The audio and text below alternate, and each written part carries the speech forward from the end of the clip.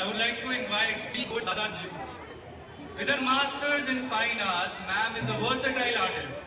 Oil, acrylic, वाटरकलर और mix media जैसे अलग अलग स्टाइल्स के साथ काम करती हैं। इनके आर्ट वर्क्स कई बड़े एग्जीबिशंस का हिस्सा बन चुके हैं और ये सिर्फ एक आर्टिस्ट नहीं, एक मेंटर भी है। She also judges many art competition and organize inter-school art events. With her mission is to recognize young talents and give them opportunity to grow. तालियों का स्वागत करें।